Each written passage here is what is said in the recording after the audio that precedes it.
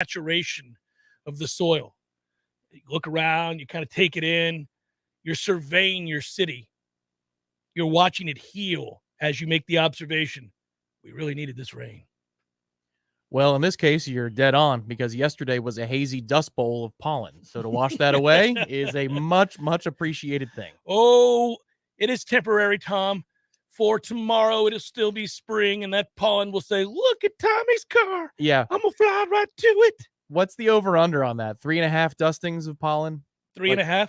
Yeah. Is that typically what we get here? I don't remember. Because we've been through two good ones now. You know of each and every one of them every time they happen because, unfortunately, you're one of many people, a high percentage of people, that are affected by said pollen in a deleterious manner. Me, however, I don't notice it save for, damn it, look at my car. I just washed it. That's it. That's the only time I get upset. So there's like maybe 4 or 5 days a year with the pollen where I wake up with a throat on fire. Yeah. Absolute fire. Today was one of those days. It's okay, though. It's all right. How'd practice go yesterday, Tom? I was not at football practice yesterday. Couple reasons. One of them was just personal, like, family stuff. Have to get, you get back on track after being gone for a week. I'll be there tomorrow for Thursday's practice, which I suspect will be a better practice to be at anyhow. So I wasn't all that broken up about missing yesterday's sloppy-ass practice, which I knew would be a sloppy-ass practice because they hadn't practiced in over a week. And according to Mike Norvell and all of our reports on Warchant.com, it was indeed a sloppy-ass practice and nobody looked good. So what'd you ask me for? Because you were there, and you might be able to say, well, let me mitigate these concerns, Jeff. There were some high points. Perhaps I saw something I did like. Doesn't sound like it. Doesn't sound like there was a lot to report that was overly pleasing, but I am curious. I trust your eyes. You got a good football mind on you. So I'm not asking some willy-nilly slappy to tell me how practice was. I'm asking you. Jared Verse was ready to go yesterday. All right. He was one of those guys who was ready to play. What you know about Bless Harris? Okay. He continues to come on. Continues to look okay. Well, You know what I'm beginning to figure out, Tom? And I think we both suspected this from day one, and we've been concerned about it since the start of spring. And I don't think there's been a moment in which those concerns were alleviated.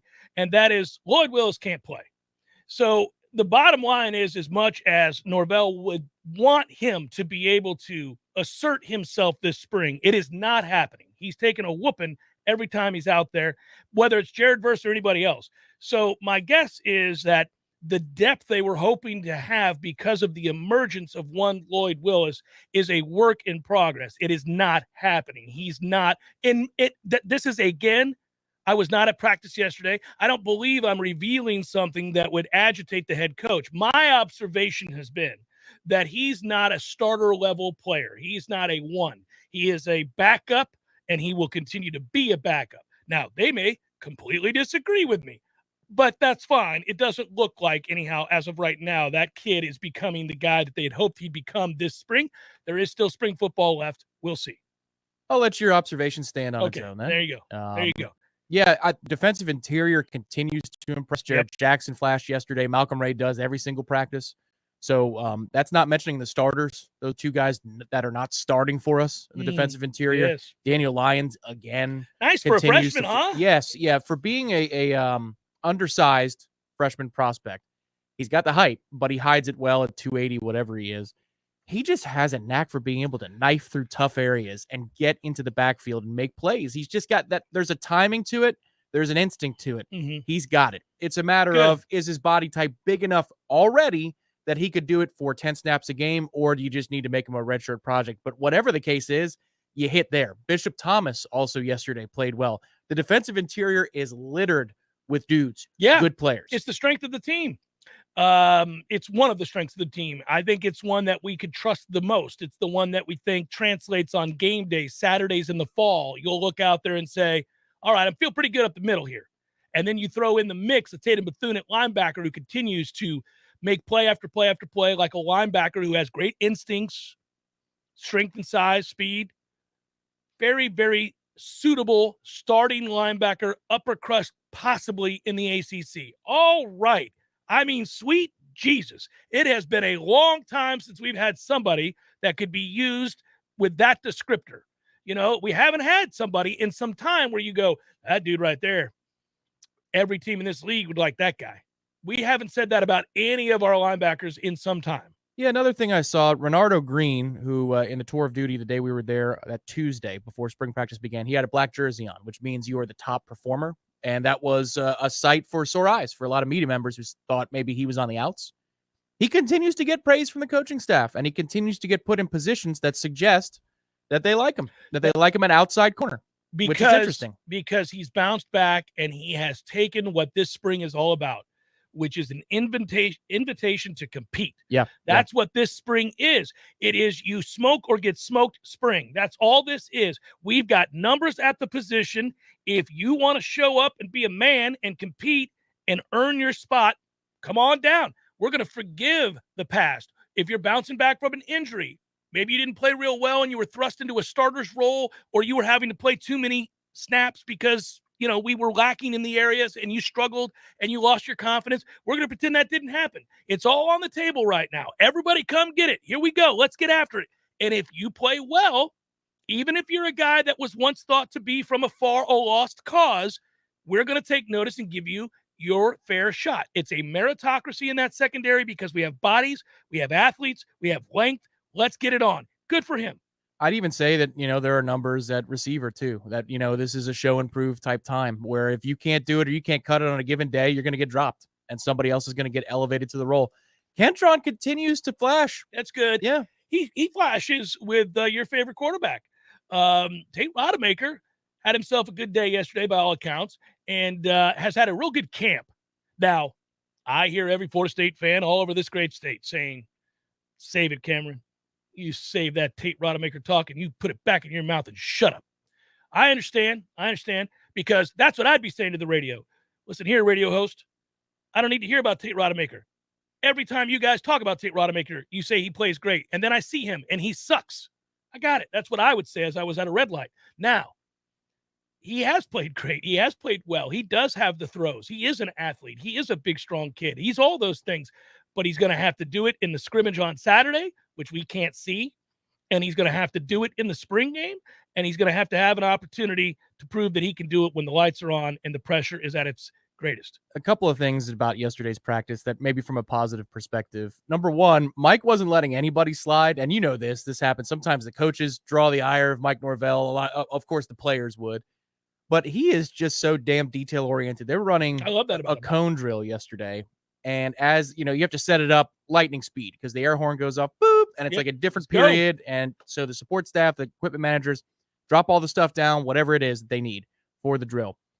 Mike at one point was pacing off the cones, the distance. And if it was 6 inches off, he'd pick up the cone and move it those 6 inches necessary for the width to be there. And he was on even some of the people that aren't coaches or players saying, let's go. First spring practice back from camp, or sorry, spring break. You would think that there's going to be kind of a drill sergeant mentality that comes from the coaches to reset. But my big takeaway is if that's sloppy and that's bad, we've come a long way. Because there's not a lot of scratch your head, go and think to yourself, what is this? That's just awful. We've seen a lot of those moments over the last handful of seasons. To me, if that's bad, then the baseline has risen, which is good. It's another sign of progress. 10-2 last night on the Diamond. Noles do what you guys have been wanting them to do, which is to summarily dismiss middling teams of the second order, right? Teams that shouldn't be competing with you on a regular basis. Now it's baseball. Any given night, somebody could be painting the corners, and that's your ass. But the bottom line is 10-2 is a thorough beating. Good pitching night. Hit the ball well. Did what you were supposed to do with the midweek game against the team you're supposed to beat. That's nice. Don't have to think much about it. Move on. 14-6. They're looking pretty good. Now, you move from there to the best news of the day, in my opinion, and that is that a certain quarterback at the University of Florida has said, peace. All right, Emory Jones, you made a wise decision. Take it on down the road. Hogtown sucks. You're right. Leave that joint. And he did. Emory Jones has decided to leave Gainesville, has entered the transfer portal. By the way, that's one of those. There you go. That's a good one. Yeah. I love this quote, by the way.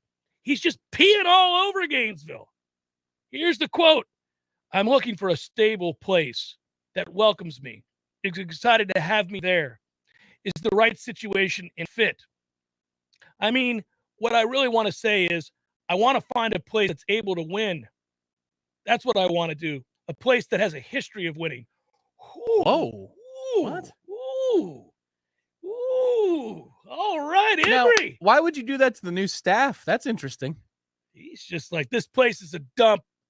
Losers here. I want to go where I can win. These losers got nothing going for them. I'm leaving. My man is nothing if not observant. Take it on down the road, Emory. Take it out west. Go play for Utah State. Go play for, I don't know, Wichita. Go play wherever. Go take it away from the Southeast. Leave here. We'll never hear of you again, sir. We kind of liked him, didn't we? We liked him where he was. You stay right there, Emory Jones. What, it's a backup? No, as a starter, he was the one that had to come out last year, right? Because of the issues. Well, yes. They would have lost that game if he played the whole way. Yeah, and he's not. I just want more than anything else a destabilization. Yeah, well, that's so happening. That's what I'm 100%. getting at. I'm more than anything else getting at a destabilization. He's not a good player, and that's not a ringing endorsement of a new. That's what I mean. I mean, he's not a good player. I mean, a lot of people will be like, "Well, man, I don't know. Like, maybe you want him there." I see what you're saying. What I'm saying is, I want destabilization, confusion, frustration, aggravation. I want people screaming from the mountaintops that this place doesn't know what they're doing. So that just made me happy. Well, he did do as you described in the very beginning before you did the quote with Gainesville, which could be improving it. Actually, that would be improving it. Yeah. Now, again, if you're a Florida fan, you're like, well, whatever, Anthony Richardson and others. You're just you don't care, okay. But I just like any kind of disparaging remarks about a history of winning. Like, okay. I mean, that's funny. I thought it was a chance to work in some quotes that made me laugh. That he's like just taking shots. I'm like, what are we doing? It was funny. So where's he going to go? Oh, I don't know. He can't play. Yeah. He's not a very good player. He's going to go to North Dakota State. Where he'll light it up. A history of winning. The level of they have that. Yeah, the level of competition.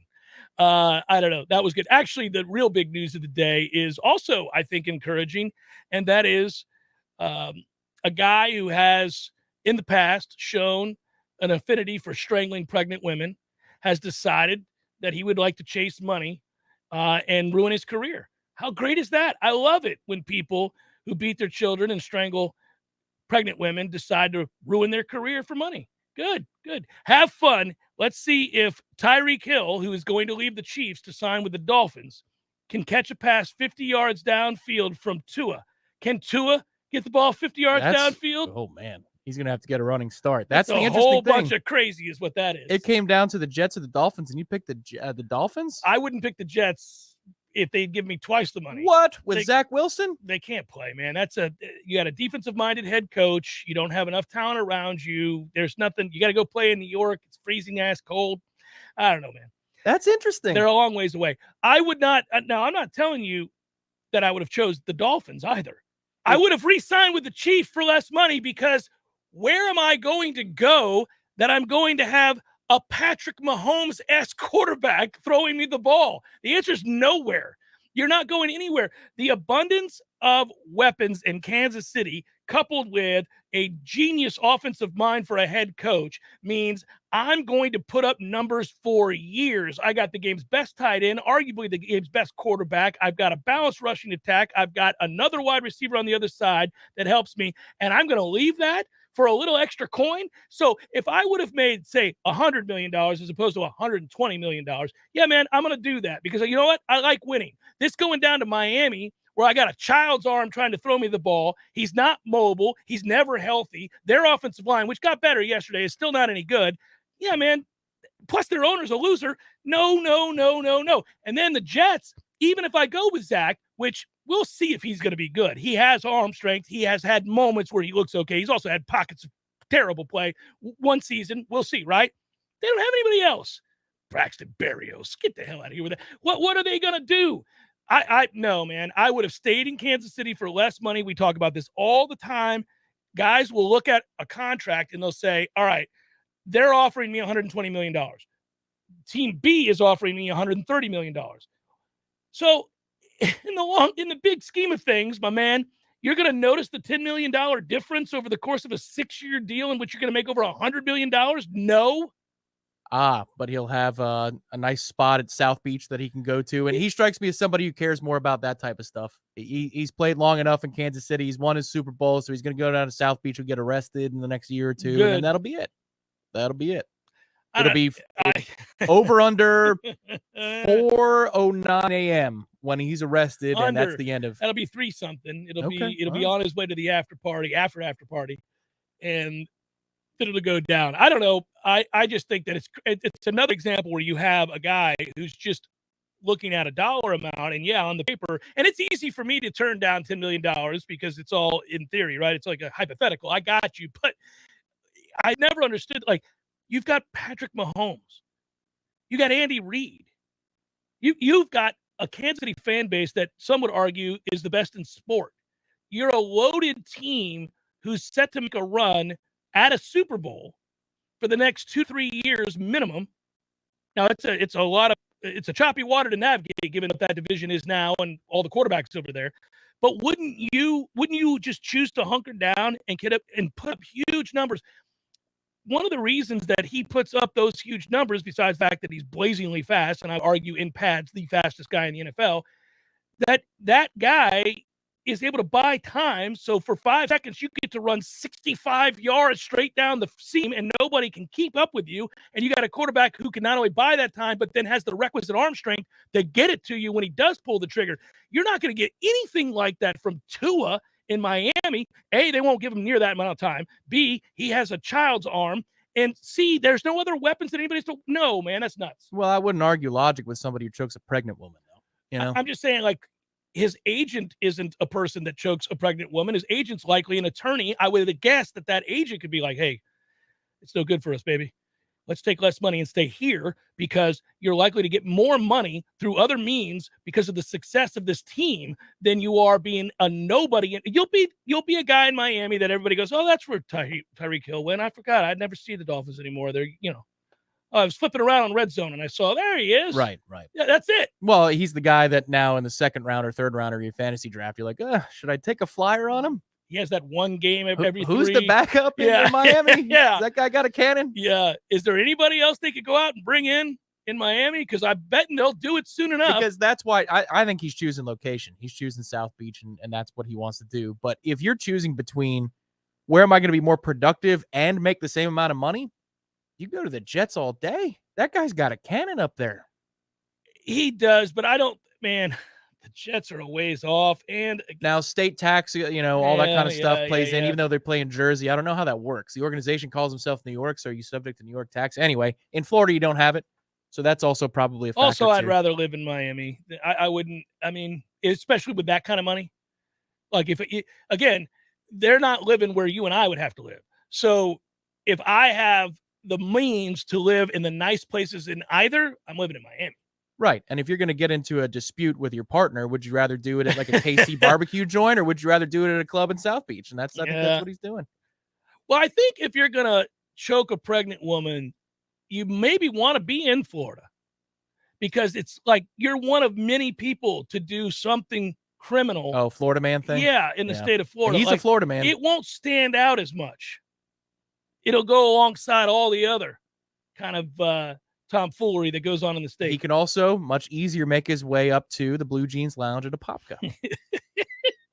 That's an old throwback. I forgot about that one. Oh, the Blue Jeans. Yeah, that was a good one. That's an all-time good one. Jeff Cameron Show, 93.3 Real Talk Radio, Warchant TV.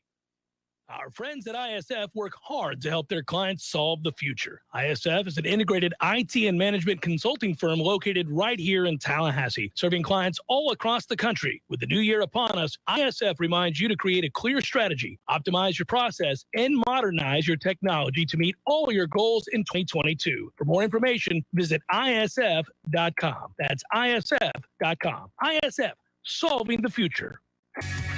Every great construction project, whether it's a new addition or renovation, starts with a plan. At T-Spark, we are excited when our clients contact us to assist with that plan. Through our team of architects, draftsmen, engineers, we can help you with your project's planning and design, potentially saving costs in the long run. Whether you have a residential or commercial project, we look forward to working with you. Call us today or visit us at tsparkconstruction.com. License number CGC 1525336. Jerry's Famous Cigar Shop and Lounge has been serving Tallahassee now for over 27 years. And with the addition of their beautiful new location on Cary Forest Parkway a few years back, Jerry's has the largest selection of quality cigars in Tallahassee. So come relax with their large walk-in humidor, state-of-the-art air purifiers, and spacious lounge with over 35 comfy chairs. Jerry's Famous Cigar Shop and Lounge, Tallahassee's fine cigar destination for over a quarter century. When you need a plumber quick, how long is an acceptable time to have to wait? Yeah, hey, it's the Millers again. Just calling you about our little plumbing problem. 2 hours? Hey, we were hoping you can get here soon because the water is getting really bad. I mean, please hurry. 4 hours? I know you said you were on your way, but, honey, tell the kids to tread water. 8 hours? Don't worry about us. We're fine. At M&L Plumbing, you'll never have to wait long for quality, dependable service right when you need it. At M&L Plumbing, we listen to our customers, and our qualified technicians aim to achieve 100% customer satisfaction. So the next time you need plumbing work or repairs, think of the name M&L Plumbing, your local plumbing experts, commercial or residential. Give us a call, 850-575-9393, or visit us online at mandlplumbing.com. M&L Plumbing, for all of your plumbing needs. It's time to save some money and fill your tummy. Text the word foodies to 850-230-9456 and win 10% off your first order at foodiestakeout.com from great local restaurants like Horizons Grill, El Jalisco, Jerry's Midtown Cafe, and many more. Text the word foodies to 230-9456. That's 230-9456. Join the Foodies Takeout family and text foodies to 230-9456 and win now. Hey Tallahassee, it's Sarah with Seminole Auto Glass. You're probably driving right now, which means you're surrounded by glass. Did you know that each piece is made differently? Your windshield is 2 sheets of glass with a thin plastic in between. This allows it to take an impact without going all the way through. Side and back glasses are typically tempered. This strengthening process is what allows them to be shattered in the event of an emergency. Regardless of the glass or how it breaks, we can help. Trust your local auto glass experts. Seminole Auto Glass, proudly serving the Big Bend for over 15 years. Better call Seminole. We all want more energy, more strength, more results. Well, welcome to Orange Theory Fitness as you take a step towards feeling more alive today. Backed by science, Orange Theory's heart rate monitored workout is scientifically designed to keep heart rates in a target zone, spiking metabolism and increasing energy. Orange Theory Fitness is a one-of-a-kind group personal training workout resulting in more energy, visible toning, and extra calorie burn for up to 36 hours. Experience a more vibrant life today with Orange Theory Fitness. To find out more, go to orangetheoryfitness.com.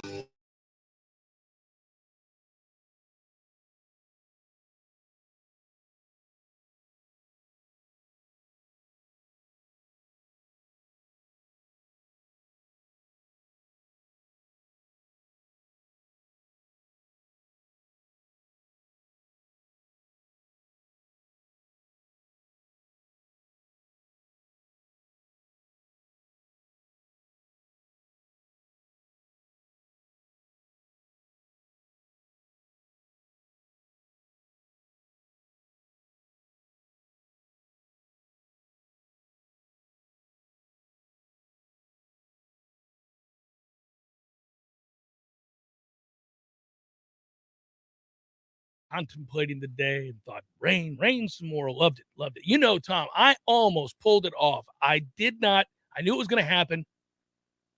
So, you know, I've got this line on all this vintage 80s tennis gear. There was a pair of, and I was going to buy it, not tell you about it. I was even going to buy you a pair because I don't know if you'd wear it, but you'd have to. 1980s Bjorn Borg shorts. No, there's no need for either one of us to be walking around here with testicles showing. White, of course. Fila Heritage Vega track pants in off-white with a red, white, and blue stripe down the side. Bam! Unbelievable, these pants. And I went, I'm going to buy them. When did they arrive? They're not arriving. I jumped on it in the wee hours of the morning, sleepless.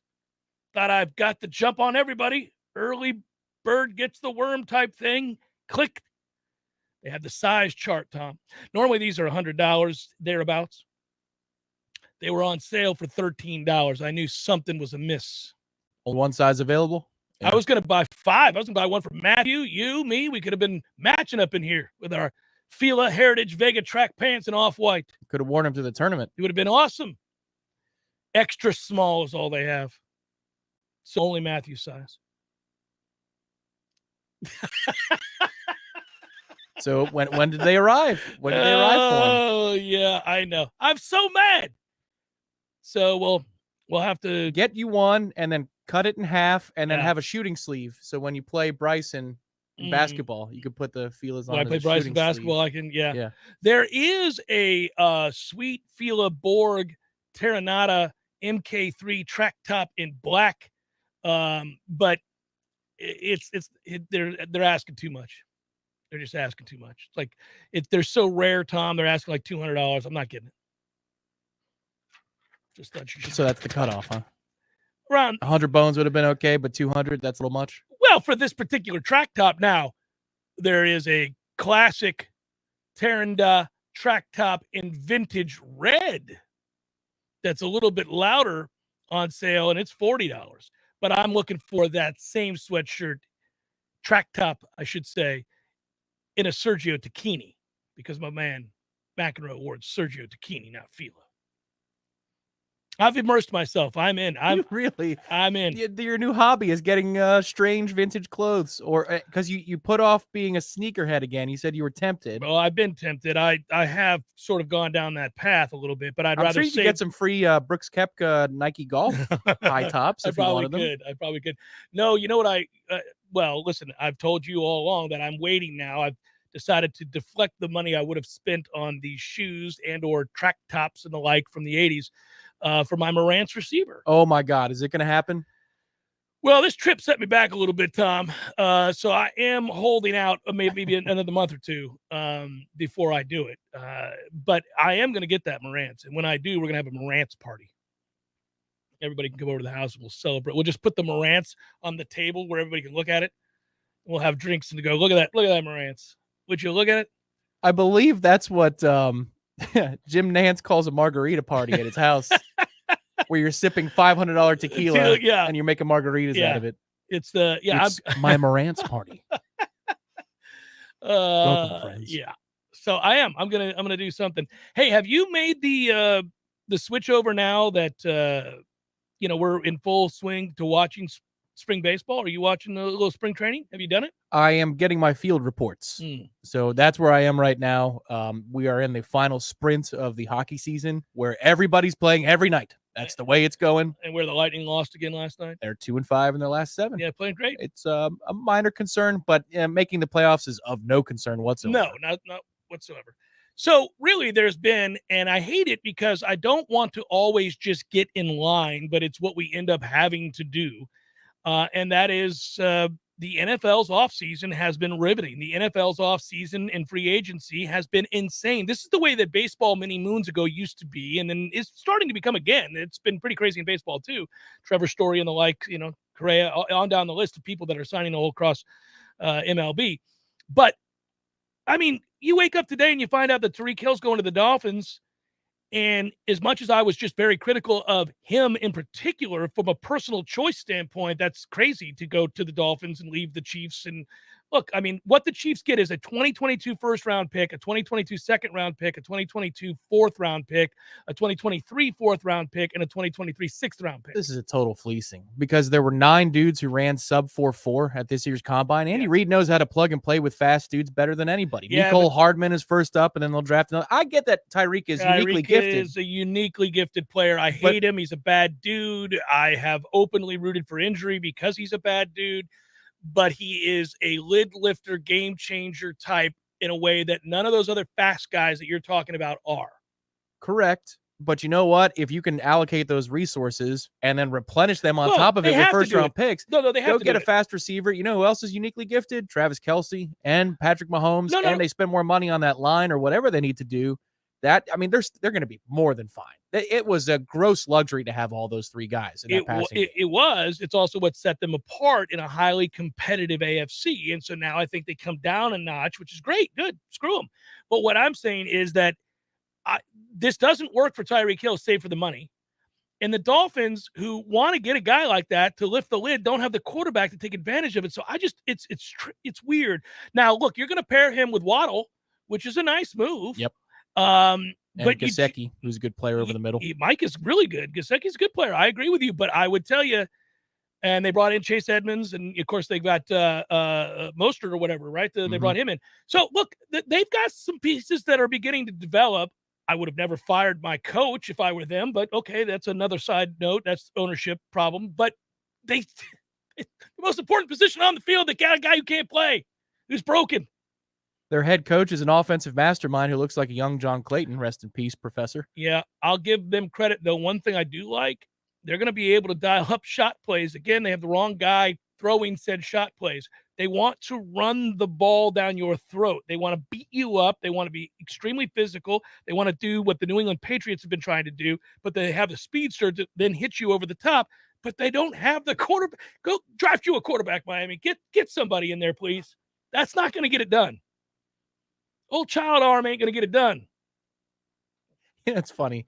The moment that Drew Brees left, you're like, all right, my attention is completely turned to Tua Tagovailoa. Well, because all you got to do is watch. All you got to do is watch. It's uncomfortable. When you watch him throw a football, you're like, he's really efforting to throw that right. football. They should have kept Fitzpatrick, 2 years ago. They should have played him down the stretch. It made no damn sense. And he's not great either, but he was better, markedly so. Yeah, no, it's weird. I get uncomfortable watching Tua throw a football. I'm like, man. They should have got them Jameis. Yes. This offense? Yes. Yeah. And congratulations, Jameis Winston. Congratulations to Jameis Winston. And that's where we should go, because think about this. If you're the Falcons, you just signed sorry-ass Marcus Mariota. And you could have had Jameis Winston or any number of other players that can actually play. And now the Falcons have dedicated themselves clearly to being the worst team in football. With Gage going to Tampa, your best receiver getting busted for gambling and being dumb enough to tweet about it. Good Christ. They're done. They got nothing. They're going to suck to high heaven. Get ready to win 2 games, Atlanta fans. But draft Pitts, because he'll have 150 targets. Let's go out and get our for tight 90 end. catches and 1,700 yards. But that's it. Their passing offense will go for 1,900. He will have 1,700 of those 1,900 yards. So basically the Saints pursued Deshaun Watson, didn't get him, realized they were stuck with Taysom Hill, and went, he's not a quarterback. We already gave Taysom Hill, for whatever reason, gazillions of dollars to be a Swiss Army knife, if you will. We better get a quarterback in here, everybody. What do? How about we re-sign Jameis, who was a top 13, 14 quarterback when he played last year? At least you're getting a slightly above average quarterback from the numbers standpoint, with the potential to be an elite quarterback, but also the potential to be really bad. He is a boomer bust kind of guy. At least he has been in the NFL. And they did. And given that I really like Jameis Winston and think that he is a guy that has grown up an awful lot. 2 years, $28 million. Kudos to you, sir. Good luck. Wish you well. We're talking about Jameis Winston. Yeah, and that's a better option than Marcus Mariota. Hey, they get to dance together twice a year now. In that rivalry where those two fan bases really don't like each other. It's like they only get up for those games on the level that they do, especially Falcons fans. And it gets to be that draft all over again. So get your montages ready for the photos, Jameis in his house, Marcus at the draft, all that stuff. It'll be fun. The one thing, if you're the Falcons, is you bring in Marcus Mariota for $18 million. This is a guy who lost his job 2 years, 18. Oh, 2 years. Yeah, no, 1 year. You're like, what do they do? 1 year. Oh my God. Yeah, no. Did Mayock get hired over there? Did Mike Mayock take the job in Atlanta? I saw your look on your face. I'm like, no. It's a 2-year deal, man. No, but just think about this. He lost his job back in 2019 when he was with the Titans, right? And it was somewhat forgivable. That's it wasn't the end of the world to get beat out in that situation. He's not a great player, but he was a serviceable player, meaning Mariota. Then he goes to Las Vegas. My favorite part is that he gets in one game in week 1. He makes an appearance, and he tears his quadricep. He's out injured reserve. Like, dude, the air blows the wrong way, and my man is done. Always. I'll never forget. Mike Mayock was so in the camp of Marcus because of nothing to do with football. No, of course not. And because of what Marcus was. Yeah, it's got to be religion. I'll say it. That's got to be what it is. But remember, he was here for Pro Day, which is actually a week from yesterday, next Tuesday. Florida State will have its Pro Day. And he said, the thing you got to know is, can you trust Winston off the field? Because and then Colleen Wolfe, it was like, shut up. She goes, well, what if you can? Is he better than Marcus Mariota? The answer is resounding yes. And he goes, well, that's the question. Oh, get out of here. You can't even say right, it. You can't bring yourself to say it. Well, former Tampa Bay Buccaneers head coach couldn't say it either. What he could say was that he thought Marcus Mariota was as good as Aaron Rodgers. As that story goes, he leapt across the conference room table. He was so furious that they were not going to take Mariota in Tampa. That's as the story goes. Now, I don't know if that's true. Yeah, so think about that. Dirk Cutter. My goodness, sir. Yes. And Tony Dungy told everybody Marcus Mariota is the Aaron Rodgers in waiting. Aaron Rodgers in waiting. Much like the U, we are still waiting. To him to get on the field. It's Jeff Cameron Show, 93.3 Real Talk Radio, Warchant TV. Your local news now. The Leon County Supervisor of Elections is alerting voters about unofficial voter registration mailings, which may contain outdated or inaccurate information showing up in voters' mailboxes. More than 12,000 Leon County residents will receive letters from the Voter Participation Center or the Center for Voter Information containing partially filled voter registration application forms and return envelopes addressed to the Leon County Supervisor of Elections office. The Supervisor of Elections says both of those groups are non-governmental, third-party organizations unaffiliated with his office. The Tallahassee Police Department responded to a shooting at a Shell gas station on West Pensacola Street late Monday night. The officers found several shell casings in the parking lot and damage to several gas pumps. No suspects or victims have been identified as of Tuesday afternoon, and no injuries have been reported. This is Rachel Lene with your Real Talk 93.3 Local News Update, brought to you by Macklemore Systems, Tallahassee's go-to Mac store. Check them out online at MacklemoreSystems.com. This is meteorologist Paul Trombley with your Real Talk 93.3 weather update. Scattered thunderstorms likely this afternoon. Otherwise, cloudy skies expected. High temperatures reach up to 75. South winds 10 to 15 miles per hour. Scattered thunderstorms likely tonight. Lows level off around 56. Cloudy skies. Overcast skies tomorrow. Scattered thunderstorms likely. High temperatures reach up to 66. This report is brought to you by the Lawn Johns. For all your landscaping and lawn care needs, visit thelawnjohns.com. Right now, 69. What's important when shopping at a gun store? Let's start with a friendly and knowledgeable staff. Then add top-notch service, great selection and pricing, and a personal shopping experience only found at a locally owned and operated business. At Red Hills Arms, they're right on target. While other gun stores come and go, Red Hills Arms remains Tallahassee's go-to local gun store for all your firearms needs. Stop by today and get welcomed in like family. Well. Hey, Jeff, look at this place. Yeah. Well, doing well. It's been a while since I've seen you, brother, but, it hasn't been a while since I've been over to Gordo's. I go there on the regular because of you, Eddie. Well, we keep you regular. Well, that's true, but I think of Gordo's as a place to sit down, have a cold beer, talk to your friends, enjoy the sports, eat the delicious food. But I think of you as Uncle Eddie, a man who takes care of his people and takes care of the town. I appreciate that, Jeff. Hey, and we'll keep you regular. Gordo's, bringing the flavor and flair of Cuban food to Tallahassee since 1996. Here's what you missed on the Greg Tish Show. Chattanooga, Tennessee. Pastor Tabner was alone with a female church employee. She in a towel, and he in his boxers. The charismatic 41-year-old Hurley explained the two of them had been making chili and gotten food on the place. With the hot dogs that they were making, we are hoping that the pastor used the right condiments. I think there was at least one hot dog involved. I don't know what you're talking about. We were just making chili dogs. The Greg Tish Show, Monday through Friday, 6 to 9 a.m., only on Real Talk 93.3. Jeff Cameron Show is sponsored by the legendary team at Hamilton Home Loans. Great rates, cutting-edge technology, and transparent communication is the recipe for a 5-star mortgage experience at FSUHomeLoans.com.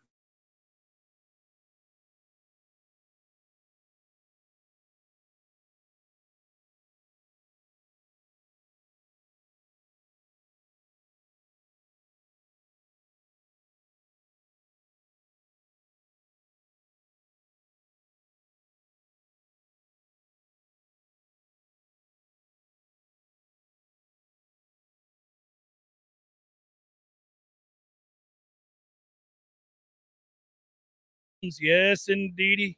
Give them a call today, 844-FSU-LOAN. Find out why it is as easygoing, straightforward, honest, and fair, and I think relaxing is a way to describe going through the process instead of being nervous. You know, it can be intimidating to get a loan. You don't want that. Shannon will take the opportunity, talk you through it, make it very easy. Of course, great rates, the best in technology, cutting-edge technology. And that mortgage experience with these particular guys, Hamilton Home Loans, Chad and Shannon, the legendary team, want to give them a call today, 844-FSU-LOAN, or go to FSUHomeLoans.com. That's easy to remember. Come on, guys. We're all Noles here. They're Noles. Die hard. They'll probably talk to you about the Noles before we ever get into the home loan process. 844-FSU-LOAN is the number. If they did that, they'd be talking about the spring practice that we were alluding to earlier today. Be at that practice tomorrow, their next one. And then, of course, Saturday's the scrimmage. I'm really looking forward to the scrimmage. Want to see who emerges. Now, of the news items of the day, we did finally get an update, a significant one that is not ambiguous regarding Winston Wright. And, that's a frustrating situation. I'm glad the young man's okay. I can't say that enough, and I have said that a lot. But just the amount of bad luck this head coach has had and this staff has had and Florida State football has had in regards to trying to get back to some semblance of excellence. You bring in a guy, again, Winston Wright Jr., that you thought would come in and provide for you at the very least a very experienced wide receiver who has done it in game at the Power 5 level for consecutive years. Over 100 catches in his 2 years at West Virginia. You thought plug and play, man. Once he learns the offense, plug and play. But he will be sidelined, according to Coach Norvell, for the foreseeable future. Extensive time was the quote. Yeah, he said he will miss an extended period of time in the short term. Now, that is ambiguous. I have no idea what the hell that means. I just know that it means spring. Absolutely not. And we'll see about the fall. But an extended period of time in the short term is very fascinating. I made sure to put that on our tweet because I'm the guy who does those in the beginning of practice. Yeah. Wow, that is well done, sir. Well, in a weird way, if I could parse this, I'll say that extended period of time means stop asking me about him in the spring, guys. He ain't playing. So I'm translating for our head coach. I think inferred there is the idea that we'll see about the fall. There's a chance. Don't know it. Not presuming as much, but you're not going to see him here this spring. So there's no reason for you guys after today to ask me about him. Let's reconvene, have this conversation as we start fall camp. I'll update you then. Yeah, what's interesting and better is the follow-up from Corey yesterday where he said, well, is he going to be back in Tallahassee? And as Corey was asking, 2 days from now. Yeah, Mike was nodding and said, yes, he'll be back soon, which tells me a couple of things. Number one, obviously he's still involved with the program for whatever rehab process is well enough necessary. to travel. That's really good, too. Remember back in the day in 2012, Greg Reed got dismissed, hurt his knee playing in wherever it was, Valdosta State. I forget where he ended up playing. Yeah, and then they didn't have the proper medical personnel to help him get healthy, and that was just the sad part of that, or else he'd still be returning punts in the NFL. I'm convinced that he would be if he was healthy enough to get to the draft. But that tells me that he's here to heal up, and if he can't play in the fall, I wonder if that's a nod towards medical hardship and he could still be a part of the program because he was only slotted for 1 year here in Tallahassee. So I think that means he's still going to be connected to the program, even if this fall isn't a possibility. Yours sounds more dire, Tom. I prefer my translation of what this means. It means he's missing spring and he'll be a full go in the fall. I think we all prefer that. Yeah, what I'm telling you is I think you're going to see him play in our uniform at some point. I just don't know when. I know that Mel Kiper believes there's a realistic shot that Jermaine Johnson will be a top 10 pick in the NFL draft. Jermaine Johnson would be a top 10 pick in the NFL draft for Florida State University, the first since Jalen Ramsey in 2016. It's been a minute. For the program to have its name plastered across televisions all over America on draft day when Jermaine Johnson's name is selected, we hope, knock on wood, in the top 10. No guarantees there. if he doesn't go top 10, it certainly appears that he'll go top 15. Now, one thing that Coach Papuchis told me was that he thought Jermaine Johnson, not only from a football standpoint, the film didn't lie. Obviously, you watch the film, you see what kind of football player he is. That matters more than anything else. NFL teams were in love with what they saw on the film. Now, you think about what he did at the Combine. You think about his workouts. You think about the way that he interviewed. And that's where Coach Papuchis said, look, those interviews matter. If you've got 2 or 3 guys you're looking at and the film pops for all 3 and they say he's a good football player, he's what we want, he's the right size, he's for the position, he's able to stop the run, he can get after the passer, he's versatile, there are a lot of things we like about him. Okay, good. Got 3 guys like that I like. Now, how do you work out? Well, okay, so when the lights were turned on and the pressure was at its highest, he handled it well, both on the field and off the field in a workout scenario where they are basically cattle and prodded and touched and interviewed. And it's a tough process for a lot of guys. Not everybody handles it very well. And a lot of teams will look at that situation and say, if they don't handle this well, how are they going to handle the scrutiny of the media and our coaches on a day-to-day basis as we try to elevate them so that we can win games at its highest level, right, against the best of the best? If you are performing poorly in that environment, it's a problem. And then third, can I trust you? Are you mature? Are you a grown-up? Will you be an adult if I give you a bunch of money? Can I trust that when I hand over this check for $20, $30, $40 million, that you're not then suddenly going to go crazy on the town and I've wasted all of this cash? How do you interview, the psych profiles, all of that? Jermaine Johnson is going to pass that and did pass that with flying colors. He elevated his stock in those interviews, maybe not more than he did with his physical prowess, but certainly something akin to it. And that's important, really important when you're trying to separate just very small margins between the elite of the elite of the elite. I think what increases his chances of going in the top 10 is the fact that you got duplicate picks, multiple picks from the Jets and the Giants. So you can pick somebody that would be more of a reach. And I'm not trying to say Jermaine Johnson's a reach in the first round, but in the top 10, he might be. But if you're checking off multiple boxes before we get to pick 10, you can go farther down your board to get a position of need if you've already done what you need with your first pick. Yeah. So if the Jets and the Giants, I think the Giants have, it's like 6 and 8. And I know the Jets' second pick in the first round is number 10. Yeah, you could see that. Absolutely. I mean, if you're both of those teams and you wanted to settle the edge, the pass rushing ability of your team in one move, you could do it in this draft. Go get multiple guys to be your pass rushers for the future. Be interesting to see what those 2 franchises do, but I think in the end, it increases Jermaine Johnson's chances of going to one of those 2 franchises. So I'm looking at this draft as being oddly very, very exciting, even though there's not a lot of sexy to it. Because of weird scenarios where teams have multiple picks that you might get to see a lot of movement. I've wanted that for a while. The draft is just more interesting when you have a ton of movement. And there's potential for it this year because of all of the teams that do have multiple picks, and you can go through there. Teams that are looking to level up, man, looking to do something. And, listen, we always joke about this. Some years are certainly better than others when it comes to the talent at the quarterback position, the sexiest position on the field that everybody's going to zero in on. But even in years where you would say objectively there is no elite player coming out at that position, it doesn't matter because everybody's so desperate to have a quarterback.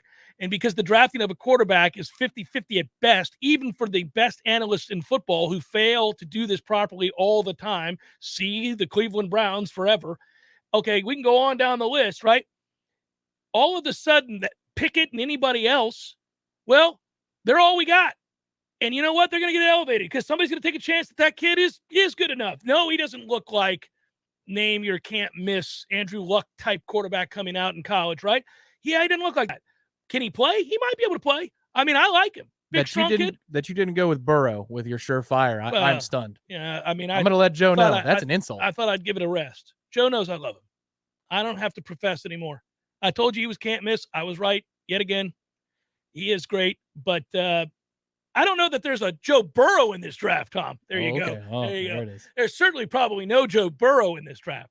But you may have a guy who can play, and you may even have a guy that can play decently well. Like, what's his that was close. That was. I'm alerted to that one. Matt Jones. What's his ... Mac Jones. I was thinking it's of. never followed up with name. It's never, what's his name? Never, ever. Yeah, Mac Jones. Like, you could find a Mac Jones level player here, right? Oh, yeah. I think Pickett might be better. Yeah, maybe. Yeah. All right. So, Okay. We got a little debate here. Yeah, I think they're Now, both what they are. Pickett won't be in a better situation, I don't think. It'll be hard. Well, he's got a good coach, but they're not loaded up in New England. I mean, it's not like he's got a ton of weapons to throw to. Hour number 2, fourth coming. Stay with the Jeff Cameron Show, 93.3 Real Talk Radio, Warchant TV.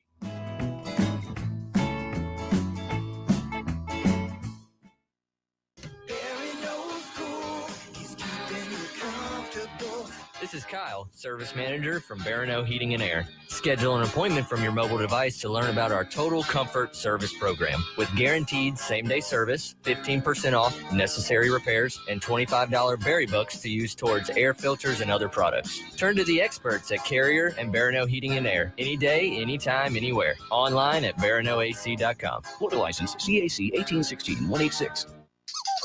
Hi, Taco. Hey, champ, how you doing? Pull up a pillow. Haven't seen you in a couple of days. Hey, something's different about you. That's right. My people took me to Tally Spay, the affordable spay and neuter clinic on West Tennessee. Tally Spay? Isn't that the place where they... Yeah, they're a low-cost, high-volume spay-neuter clinic. So you're saying you've had some work done? I did. You'd think I'd be depressed, but truth is, I don't even miss them. All I know is my family is much happier now that I've been altered. My people even brought Mr. Jingles to Tally Spay. Tally Spay, a low-cost, high-volume spay-neuter clinic open to the public, serving Tallahassee and the surrounding areas. How you feeling, Mr. Jingles? Ugh, you're right. He is a lot nicer. Go to tallyspay.com. That's tallyspay.com. Another check from Northern Florida? Yes, Your Majesty. And may I ask why we get it? It's from one of our businesses in the States, a pest control company. Oh, and what do we know about pests in Northern Florida? Absolutely nothing. Did you know that most pest and termite companies that serve Tallahassee are actually owned and operated by people that don't even live in our area? One owner is actually in Great Britain. Paul's Termite and Pest Control was founded in North Florida, operates in North Florida, and services North Florida. All of Paul's decisions and treatments, plus prevention methods, are centered around the unique needs of our wonderful part of the world. Being local really does matter in our industry. Don't trust the health of your family to companies that aren't even on our continent. Protect your biggest investment from termites and your family and pets from pests with a company with the local advantage, Paul's Termite and Pest Control. And remember, Paul's keeps North Florida lawns green too. For the elimination of termites and other pests, and a greener lawn too, call Paul's. We'll get them all. We use a fly swatter? I believe we do. There's fun to be had every night at the Corner Pocket. Take home prizes on Trivia Tuesdays and Beer Bingo Thursdays. And kickstart your weekend with Martini Fridays. Plus happy hour runs every weekday and game day specials every time the Noles take the field. Watch all the best games at the Corner Pocket's Vegas Wall, featuring 560 inches of flat screen TV heaven. Oh, really? The best food, the best drinks, and the best place to watch all the games. Tallahassee loves the Corner Pocket. Coming up next, more of the Jeff Cameron Show. Live and local on Real Talk 93.3. WVFT, Greta, Tallahassee. News this hour from townhall.com. I'm Jason Walker. Western allies already clinching the most important part of what they'll be looking at in 3 summits tomorrow in Brussels. President Biden will exemplify the sense of unity in the face of Russia's war in Ukraine when the leaders of NATO, the European Union, and the Group of 7 all meet. Biden will also use his time there to announce new sanctions against Moscow. In the meantime, NATO Secretary General Jens Stoltenberg says Western allies need to reset their security plans because of the Russian aggression. This invasion, this brutal war in Ukraine would have long-term consequences for our security. It's a new normal for our security, and NATO has to respond to that new reality. NATO says anywhere from 7,000 up to 15,000 Russian troops have been killed in a month of fighting in Ukraine. An official says that estimate based on information from Ukrainian authorities and intelligence gathered from open sources. Also at townhall.com, Moderna says its COVID vaccine works in babies, toddlers, and preschoolers. And if regulators should agree, they say it could mean a chance to finally start vaccinating the little ones by this summer. Moderna President Stephen Hoge says the vaccine can help protect youngsters under the age of 6. What really should matter most to us from a public health perspective is preventing those bad outcomes, severe disease, hospitalization. That did happen. Unfortunately, hospitals, pediatric hospitals, did see a lot of COVID-19 this last winter. And the good news is we have every reason to believe the vaccine will prevent all of those outcomes, or most of those outcomes. More on these stories at townhall.com. Spring cleaning is upon us, but there's one meaningful box that you don't throw away when cleaning out your closet. It's the box filled with your family's important videotapes, film reels, and photos. Hi, I'm Adam Baselogger. And I'm Nick Mako. We started Legacy Box over a decade ago to help families organize and update their analog media to digital. Legacy Box is simple and easy. It works and is safe. Over 1 million families have trusted Legacy Box. And Legacy Box has been featured in Good Housekeeping, The Today Show, and Rachel Ray. Legacy Box is like magic, converting your shoebox of memories to the cloud or thumb drive, ready to watch and share. Declutter your closet by digitizing your media. Become more organized and accomplished, knowing your family's recorded past is safe forever. Take advantage of our spring cleaning sale going on now. It's the easiest task to check off your to-do list. Go to legacybox.com/LBox to get an incredible 50% off your Legacy Box. That's legacybox.com/LBox for 50% off while supplies last. legacybox.com/LBox. People trust Sellers for better tile, carpet, and hardwood flooring. Sellers Flooring Advisor Ryan Fitzgerald. We understand most people don't come in with great knowledge of what they're looking for, what they need. So at Sellers, what we try to do is use our expertise to guide you through the process. Get Sellers working for you. We make it easy, and we have the experts on staff to get you where you need to be, and we give you the options. On Capitol Circle Northeast, just north of Mahan Drive. Call 656-8453. Online at sellerstile.com.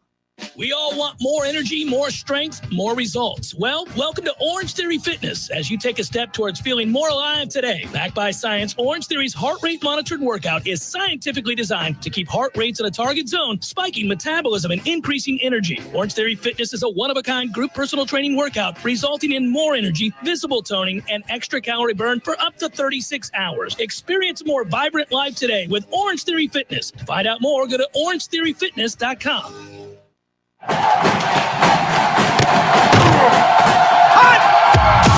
Broadcasting live from Florida's capital city, this is the Jeff Cameron Show, brought to you by Orange Theory Fitness on Real Talk 93.3. Now, stop what you're doing and listen closely. It's time for the Jeff Cameron Show in 5, 4, 3, 2, 1.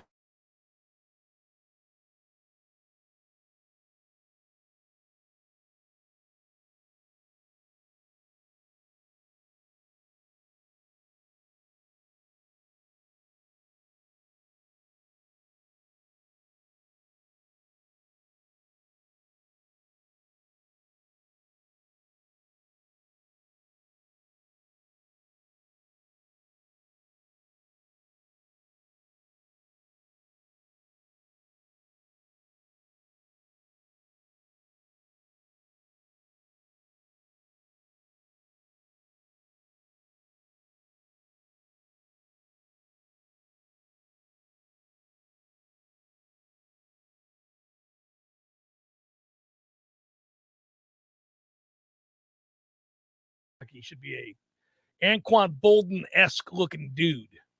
Or an H-back or something in this Yeah, offense. he's huge. Get him a little bit bigger, even just a slightly bigger than he is now. He's already big. You could maybe have an H-back or a tight end of sorts. That'd be great. Duffy made a good throw to him yesterday, rolling left. Duffy's got a little something to him. You know, it's not going to be starters material this year, but Duffy's got a little something to him. Some of the throws he can devise and buy time for, that's just an instinct. It's going to be fun to watch him develop. I'm excited about his future. I agree with you. By the way, on the mound last night, for those that missed last hour, I did reference the fact Noles won, cruised rather easily in a game that you'd like to think they'd win midweek. No guarantees in the game of baseball. We understand that. But at the end of the day, 7 innings pitched, 4 hits, 2 earned runs, 8 Ks, 2 walks for Carson Montgomery. Well done, young man. I'm always looking for guys to emerge in these starts and give themselves a fighting chance to maybe break into that weekend rotation, challenge people, provide depth, all those things. The Noles cruise rather easily, and Alex Terrell hit a home run as well. He's a feast or famine sort of guy. Yes, he is. He's feasting right now. Next week, next Tuesday, this is a take from before spring break. You do play Gainesville at the baseball grounds. It's going to be on TV, by the way. It's not a year where the baseball grounds game is just magically not on. Yeah. Can't be found. But we do play Florida next Tuesday. I've been waiting for that test for Montgomery, because if he passes that against the Gators lineup, then you've got yourself another guy that's in the conversation that maybe he could squeeze into the weekend rotation. If somebody falls for 2-3 consecutive starts, you might have an answer. Yeah, I hope so. And I've also been very kind of, let's take a seat back here and watch from afar and see exactly what this team becomes defensively, because I get really annoyed when they can't pick up the baseball, because it's been a running theme and something that over time has really worn thin. They were really good last night, so that's good. I just have to note it when it happens, because I'm damn sure going to note it when it doesn't. So good. Thank you for picking up the damn baseball last night. They had 1 error. It was in the 9th inning of a 10-2 game. Yeah, when we checked, I think it was 3 weeks ago, about unearned runs, and that was a stat I wanted to look at along with strikeouts for. And it was at 3 or 4. It's at 12 now. So it's been a rough patch over the last few weekends of baseball. Yeah, for us defensively. yeah. Everybody goes through slumps, and sometimes things are contagious, but it's now squarely in question. The two areas, Tom, where we didn't want them to look anything like, do not resemble anything of last year's team. 2 areas. A, don't be as bad as they were defensively. Well, they're not, but are they good? Well, no. Better some nights than others, like last. I think the jury's still out right now on exactly what they are defensively. And then the second area, Tom, that we were worried about, swing and miss ratio, whole lot of strikeouts. They continue to trend in the wrong direction in that way. It's amazing to watch dudes strike out 3 and 4 times in a game. Logan Lacey struck out 4 times last night. I mean, my man, 4 strikeouts. God dog. And we've had guys strike out 5 times. So, One thing to point out is they're actually, just from a cold-blooded statistical perspective, the exact same as they were last year in fielding percentage. Right now, as it stands, 968 last season, 968 this season. Not good enough. That is not good enough. Not going to get it done. Need a lot of work. Yeah, it does. It does. 10-2, big win last night. By big, I mean as in the margin, not as in significance. Although it would have been significant if they lost it, I guess. So they got that done. I'm pumped for tomorrow. We get underway, buddy. NCAA tournament action, and I have some picks for that later in the show. I'm on some numbers there. Oh, really? On a few. A hunch? Not a hunch. It's a educated guess. It's not usually a hunch is like the overly humble way of saying I know. Well, I don't know that you can say I know in an NCAA tournament. I tell you what, man, that's the thing about the tournament is that a 15 does beat a 2. St. Peter's can beat Kentucky. Really? Okay. That just happened. Well, but that's where the discipline sets in, that I know I made the right play. But the volatility is right. That's right. Yeah, that's the whole key to all of this, is understanding that I'm on the right side of the ledger based on the numbers and what should play out. And then kids take to the court, and somebody who's shooting 17% from 3 is Larry Bird for the night. And what are you going to do? It happens, right? And then you get frustrated. You're like, look at this guy. Second coming of BJ Armstrong out here shooting 3s. This is ridiculous. You like that reference? Yeah, that was just barely something I could know the answer to. Oh yeah, BJ Armstrong. You had forgotten all about BJ Armstrong. Easily, totally. He's forgettable. More of a big shot Bob Orry guy. Well, yeah, and he was a better player than BJ of course, Armstrong. Yeah. But what's funny is you look at those guys and how many 3s they took, and it's like it feels as though they took a ton of threes like this era, no, but no, that's just no, not the no, case. No, this era of basketball has skewed all the numbers eternally. Like a lot of the greatest shooters of all time have been surpassed and tripled over because they just didn't take those shots. Even Larry Bird. Here's a radical idea. Should they get rid of the 3-point line? Would the game be more entertaining if they got rid of the 3-point line? Some people will argue that. I'm not one of them. Okay, I like just the checking. 3-point shot. It is a remarkable transformation. I mean, you just watch the kind of player that it's produced. Like, I just can't. I mean, if you think of Steph, that kind of player could not have been envisioned 20 years ago. Like, there was no precedent. The prototype for that didn't exist. There's never been a Steph. Right. That guy never existed before. There have been good shooters, but nobody's ever been Steph-like. That's crazy. What I'm saying, and I was standing on your lawn to see if you were going to tell me to get off it. And you said, come on up. It's all right. Yeah, it's okay. But the court just feels so small now. Like everything about the court in the NBA. Oh, because dudes are huge and guys extend. Right. Yeah, so the shooting is from mid-court, and then you've got 6'11" guys who can handle the ball, and yeah. Well, it's coming a long way since we threw it in the peach basket. I've always wondered if they were going to change the dimensions. Yeah, the dimensions a yeah, little bit, like, this is a problem. Used to be that they made rules changes because of guys like Wilt, who were freaks of nature, athletically, length, all of that stuff. Now you might just think that, sheer evolution to where human beings are routinely in that league 6'8", playing out on the perimeter. It's crazy. 6'9". It's just like that's no longer our point guard 6'1". Well, we talked about this years ago on the old FM dial the other place, but there are times when if LeBron was right up against the 3-point line, it looked awkward, like a mid-range jumper, because he couldn't fully extend the shot. But if he was 5 feet behind it, you felt better about it going in. Yeah. Just because of the effort that it took. He had a shot last week while I was on vacation that made the video rounds, if you will, the repeat loop on all the social media that reminded me of how strong that dude must be. It was the sort of not quite baseline, fade away, falling out of bounds. Yeah. The amount of arc on that shot being double teamed while fading away from the basket to get it there is insane. I watched it several times over. I go, this might look innocuous. It's not. Look at how far that shot had to go. Speaking of him falling away and making a play, did you see him try to take Scotty Barnes' head off with the He likes Scotty Barnes too, by the way. He's complimented the hell out of him. Scotty has somewhat complimented LeBron, which I find funny. No, but I'm saying LeBron complimented Scotty a lot. He talked about how there aren't too many guys that look like him, that play like him as a rookie, and that's true. Right. He's a freak of nature, yes. Yeah, Scotty was asked, about LeBron's influence on him. He said, well, a lot of players did, but I was more of a Kobe guy. Ooh, that's a hell of an answer in a league that is very sensitive about how you prop up other people. He said, my God. LeBron meant a lot to a lot of kids, but I was more of a Kobe guy myself. But LeBron tried to kill him in LA with the two-handed over the head tomahawk. I'm going to bounce it off of you and out of bounds, so it's our ball kind of save play. Little sending of the and message. it looked lethal. It looked potentially lethal. So I don't know that this happens a lot. Last hour, I talked about the trade, and the big news of the day is in the NFL, probably for the 10th day in a row, because every day there's a quarterback going somewhere or an elite player deciding to return and re-sign, whether that's Aaron Rodgers or Tom Brady, or an elite receiver like Devontae Adams saying, well, I'm going to go home, basically. I'm going to leave here and take the money. Green Bay gave him a good offer. He just decided to go back more towards where he's from and take it on down the road. And today it's Tyreek Hill.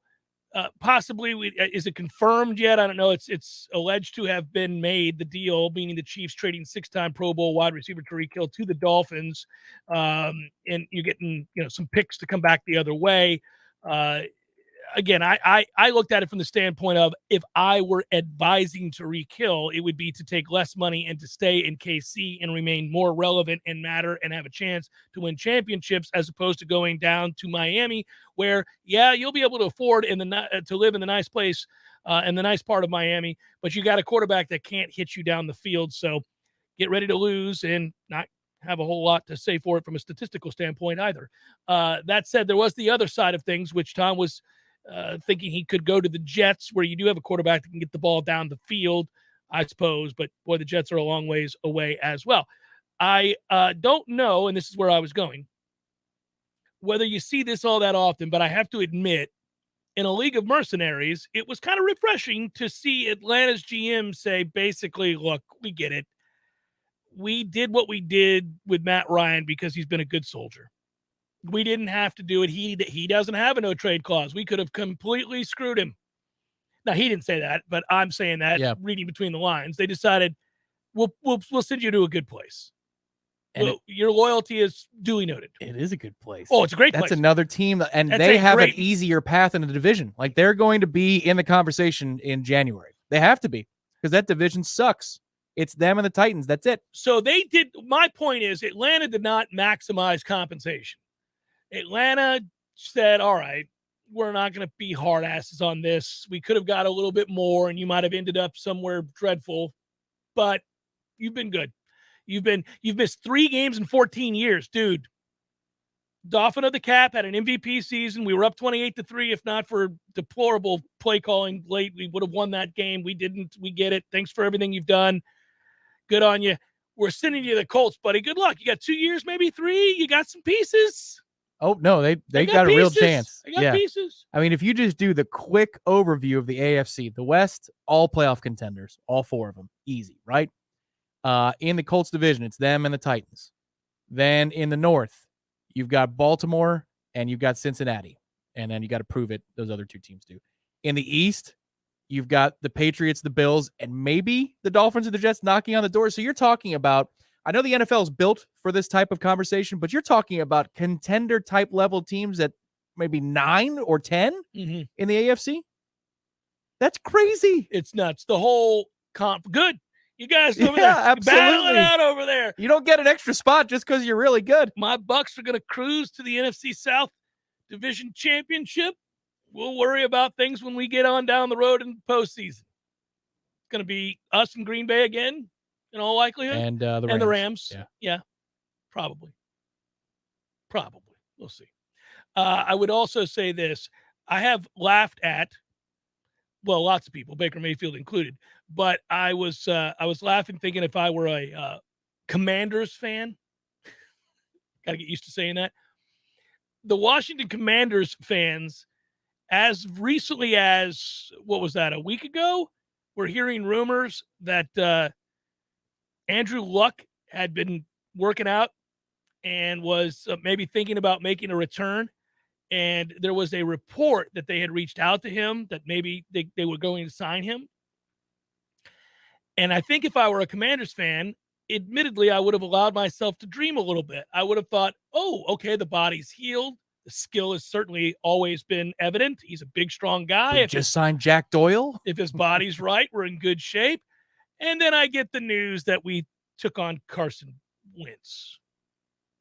There's no way to. I think Andrew Luck is still under Colts control. You'd have to swing a deal with Indy. It would have been. I mean, it would have been awesome. Because if you're Washington, you're like, Andrew Luck is, what is he, 31 years old, 32 years old, something like that? Oh, he's plenty young in NFL terms, especially with the way they protect quarterbacks. I would have been so happy, and then I find out, nope, not going to happen, and we got Carson freaking Wentz. So which is the tougher team name for you to get used to? Commanders? Or Guardians? Commanders. Commanders? Mm-hmm. I don't mind Guardians, and because of the bridge with the, right, no, I get there's logic to that. There's logic to it, yeah. And there's logic to Commanders as well. I liked Washington football team. I'd have kept the football team. Totally I thought agree. it was great. The Commanders sound like the team that Keanu Reeves played for in the movie about the scabs, the replacements. Oh, yeah. Just Guardians. Guardians sounds more football-like to me. They should have been the Guardians, the Washington Guardians. There you go.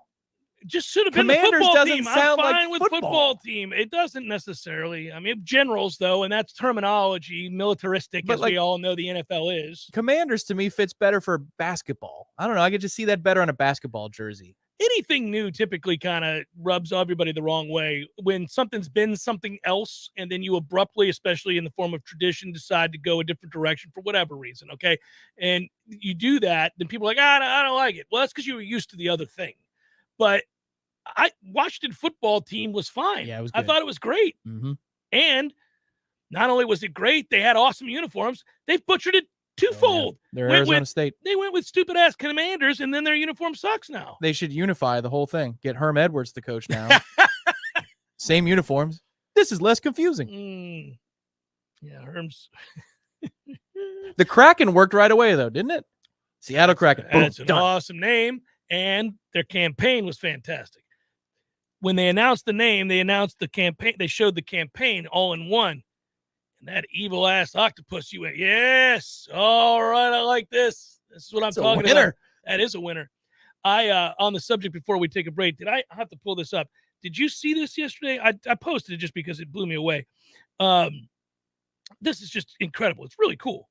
There was a dinosaur, a kind of dinosaur discovered, by the way, that previously undiscovered, basically shows at one time, millions and millions of years ago, we're finding things out all the time with fossil records, that dragons existed, basically. Not really, not flying dragons, but this thing under the surface, under the water, was big enough to eat megalodons and just lay waste to the biggest sharks, and it would sit at the bottom like a crocodile and come racing up to the top. Can you imagine? That is fantastic, but it was huge, like 100 feet. The Loch Ness Monster is real. Game of Thrones is a documentary and not a fictional story. There we go. Here it is. Dragons have always been the thing that if they existed, I thought, no, nay, you got problems here, because no other creature, no matter how giant and fearsome and intimidating and ferocious, can breathe fire. The idea of breathing fire, oh, no. What kind of crazy spitting mechanism we've got here? This is not going to get it. That's nuts. It's the Jeff Cameron Show, 93.3 Real Talk Radio, Warchant TV. You were always more than my mom. You were my role model, my best friend, and biggest supporter. You filled my days with unconditional love. And you also prepared for the day when you couldn't be here.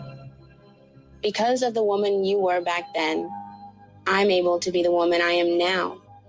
Your planning made this moment possible. Set your family up for life. Southern Farm Bureau Life Insurance. Your friends for life. This is Andy Cohen. When I was a law enforcement officer, I devoted my life to a career of service and protection. Who's protecting you? Give me a call. 850-671-FARM. That's 671-FARM. Helping you is what we do best. Southern Farm Bureau Life Insurance Company, Jackson, Mississippi. Not licensed to do business in all 50 states. Refreshing and simple. 2 words you don't hear many people use to describe their experience going through the process of getting a home loan. That's what puts the Hamilton Home Loans experience in a category all their own. If you're buying or refinancing a home, Hamilton Home Loans will provide a personalized mortgage experience that is dedicated to making the process refreshingly simple. It all begins with an initial consultation with an experienced Hamilton Home Loans advisor to find out what your goals are in order to find the right mortgage to suit your specific needs. Then, your personal home loan advisor will take you through all the steps from application, underwriting, approval, and closing, all the way to the front steps of your new home. Once you've experienced the Hamilton Home Loan process, you can be a customer for life and never have to pay lender fees again. For first responders, nurses, physician assistants, teachers, active and retired military, ask about the Hamilton for Heroes program. Personalized attention with your needs put first. Now that's refreshingly simple. Find out more at HamiltonHomeLoans.com. That's HamiltonHomeLoans.com. Equal housing lender. NMLS number 200719. This is an important message regarding your backyard grilling capabilities. Upgrade your outdoor grill, indoor and outdoor fireplaces, wood stoves, or create a custom outdoor kitchen. The team at Hearth and Patio can do it all. If you haven't seen all of the amazing things you can do with a custom outdoor kitchen from Hearth and Patio, take a minute and visit their website, hearthpatiotallahassee.com. That's hearthpatiotallahassee.com. Call Hearth and Patio today at 727-4282. That's 727-4282. I'm Paul. I'm Paul. I'm Paul. Actually, all of us that have the privilege to work at Paul's Termite and Pest Control are Paul. We're proud to call ourselves Paul because we work for a company that puts our customers first. We love what we do, and we love the principles our company demands. Give our customers more than they expect and do everything within our power to keep them safe and comfortable. We make a difference every day and know we protect the health of our thousands of North Florida customers that we are honored to call our friends. And we're looking to bring a few more Pauls to our growing family. We have several openings now or in the very near future. Positions include termite, lawn, and general pest techs, route managers, inside sales, and customer service reps. Visit callpauls.com to see what's available and to find out how to apply. Every Pauls receives competitive pay with outstanding benefits, including health insurance, 401k, paid leave time, and holidays. I'm Paul. I'm Paul. I'm Paul. And you could be Paul too, for the elimination of termites and other pests. And a greener lawn too. Call Pauls. We've been getting them all in North Florida for over 50 years. We all want more energy, more strength, more results. Well, welcome to Orange Theory Fitness as you take a step towards feeling more alive today. Backed by science, Orange Theory's heart rate monitored workout is scientifically designed to keep heart rates in a target zone, spiking metabolism and increasing energy. Orange Theory Fitness is a one-of-a-kind group personal training workout resulting in more energy, visible toning, and extra calorie burn for up to 36 hours. Experience a more vibrant life today with Orange Theory Fitness. To find out more, go to orangetheoryfitness.com. The Jeff Cameron Show, brought to you by Orange Theory Fitness. 2 Tallahassee locations, Midtown on Thomasville Road and Northside in the Village Common Shopping Center. Online at orangetheoryfitness.com.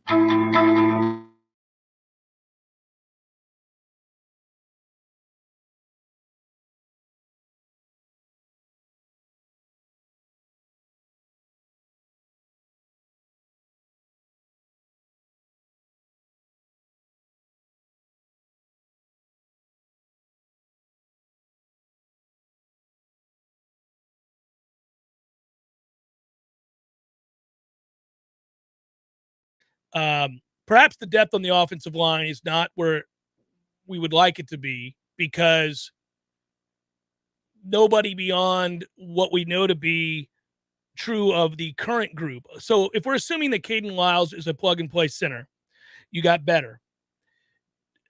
Obviously, the rest of those guys, most of them we've seen play, your starters, that is, and they're fine. They're fine, right? That's it. And you bring in Bless Harris, what you know about Bless Harris. You bring in Bless Harris, and I was assuming that would be both for competition and depth, and it looks like that is going to be a hit. You know, if he has to play, it's not the end of the world. If he's a backup, he's the first guy in. It's a good quality backup. We think that's what that's going to be. But then Mike Norvell kind of put a wrinkle or threw a wrinkle into that when he brought up Lloyd Willis. And you and I both raised an eyebrow the second he did it because he brought it up at his press conference to start spring practice. And he said how important a spring it was for him, which means that he was trying to push him and thought that he was ready to compete to get playing time or to perhaps be a factor in the rotation. And that would provide even more depth for you. Now, my observation was that he's not ready so far. This spring, he hasn't looked the part at all. In fact, he's been whooped. So just maybe that's not going to happen. Okay. Per that conversation, you then said, well, there are areas of the team where there is good competition. I brought up the secondary. We talked about Renardo Green. And then you said receiver. And with the news of Winston Wright's absence now, you thought that room still had enough competition. You're not saying in an ideal set of circumstances, obviously, but just for Florida State that there is enough competition. There's enough upgrade, whether that's Wilson or Pittman or whomever else you're talking about, right? I'm assuming. We haven't brought up Malik McClain's name at all this spring, and that concerns me because I haven't had a reason to bring his name up either. And Burrell looks like a blossoming tight end in the making, not elite wide receiver on the outside. And as excited as we might get by the occasional Kentron Portier catch, we don't know if he can do it in a game. Pokey's what he is. He's a 3. That's a solid camp, though. Good camp. Good camp as a 3. Ja'Kai Douglas is something that is, intriguing to me. I know that obviously Jordan Travis likes him. We'll see. I don't know that he's a game changer, but okay. I don't know. I guess what I'm asking is, are your concerns of the receiver group less than mine? Because I still don't see that group being a significantly better unit, or not one that is significantly better yet. The potential, especially if Wilson emerges as a big-time threat down the field with that size and as a blocker, maybe the potential is there. I just still have some serious question marks about that group. Yeah, no, I think it's fair to have question marks about the group. Ja'Kai Douglas to me looks more polished, and I think he's going to be a plus player for you, not just, a situational, we got a mismatch on Ja'Kai once a game kind of. I think he might be a better player than that. which is why I was less concerned about the Winston Wright injury. For football purposes, of course, I feel like we have to caveat that every time. But I think you can absorb that a little bit better with Ja'Kai and Pittman, the combination of those two. McLean's been fine. I haven't seen anything that leads me to believe, oh no, Malik hasn't taken that next step. It's just he's been fine. Yeah, but I want him to take a big step because towards the end of last year, he made a couple catches that suggested maybe he was figuring it out, and he has to take a big step forward. He, A, looks to have the physical tools to be a candidate to do so, and B, if he's the same guy he was last year, then he's not much. Yeah, no, I hear you there, but he's only a freshman. I think the development looks like it's tracking with him. I like what I see at a Kentron. Like, I feel like they can throw numbers at the problem in the course of a game where maybe you don't have what you like, which is you have a 1, a 2, and a 3. And here go the targets for the 1 and the 2. I think you're going to have to mix it up a lot. And that's not ideal, but it's better than it was last year because I'm seeing guys separate, go and grab footballs, make plays on footballs, which is much different. Yeah, we didn't have that at all. But it might just be that it's a mix of players. But again, it's so early. And one thing to note on the Lloyd Willis observation or some other guys that are in the trenches, you can see it. This is one of the benefits to being able to be out at camp. It reminds me of spring training in baseball. John Smoltz has gone out there and given up 7 home runs in a start because he's working on something. Yes.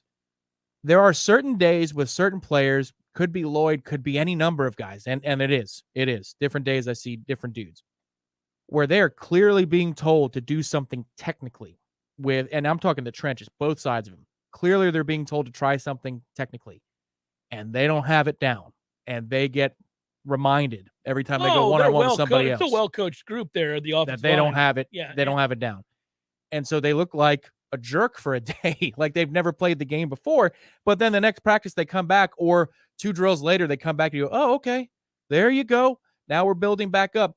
The thing about not being able to see practice for so long is, personally, I forgot about that up and down nature of sometimes there's instruction and certain players can handle it immediately and internalize it and then boom, show you. And some players, they have to be reminded over and over again. But once they find it, then their game raises to a different place. I'm not saying that excuses away all my concerns about what we have going on at tackle. Not saying that at all, but it's just hard for me to assess on one day where a player gets roasted over and over again in any position that could be that is who the player is. It could be that there's something else going on. There's coaching going on and they're told to focus on something and then they just get beat for it.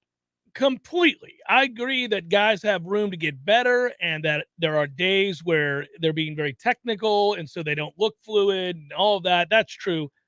What I talk about when I talk about overriding concerns for a segment group is typically less to do with the idea that they're a finished product. I'm not saying that. And more to do with either, and I'm not being very specific for a reason here. Either they're not special athletically. They lack, depending on the position, a burst, separation, quickness, whatever it might be, right? So a level of athleticism requisite of the position to be game-changing or to be a week-in, week-out winner, right, of that matchup. Florida State's still building a roster to where they have more of those guys than they don't. And so when we go into camp not knowing about certain things, I understand that it's a work in progress.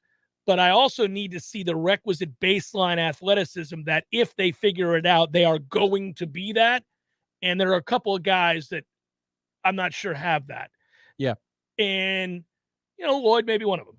Well, I could tell you, speaking generally, and I can confirm that this is not about Lloyd. Last full week of practice where we had pad practices on Wednesday and Friday, I observed Alex Atkins working with one of the younger offensive linemen, and I won't say what class, just one of the younger guys.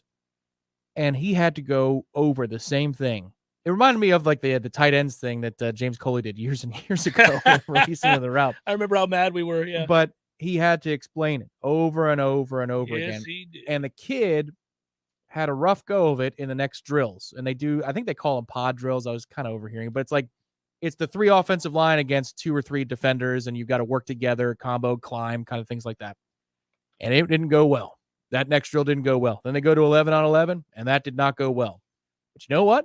Yesterday, that young player looked good. Good. So some days it's just The lesson is Clicks, taking a while to get sink in. excited. You can't be the sponge that you want to be. And then you're so screwed up mentally that you're forgetting how to. It's like golf.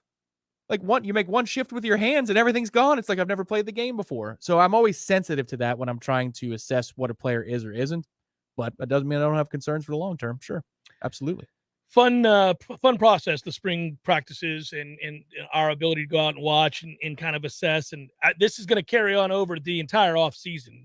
We're all obsessed with this upcoming year. I think that at its base, everybody that considers themselves a Florida State fan, an intrigued observer of the conference, a loyalist, an alumnus, a booster, whatever you are in association to Florida State, you understand that this season is of vital importance, both micro and macro. So micro, it's very, very important for some of these players and their growth to take the next step, right, to prove that they can become plus players at this level and emerge a year from now, 2 years from now, as the reason you win games. More macro has to do with the longevity, health of the program, and frankly, of this staff. So you would look at this and say, man, either way that it shakes out, we know it matters greatly how this season transpires. The win totals matter. It's not just process anymore. We've got to get to the getting. There's one other player from last hour somebody asked about, and I think it was in a joke. I think it was Ryan, but Leonard Warner's been here a long, long time. Yes. You know what? He looks okay. He looks like I thought that before camp started. I thought the fact that he came back actually was a bigger deal than other people. I thought that he would show great leadership, that he's physically, is he elite? No, God, no. Is he somebody who provides quality depth with the knowledge of what they're trying to do? I think the answer is yes. He did something yesterday to a player who's relatively sturdy.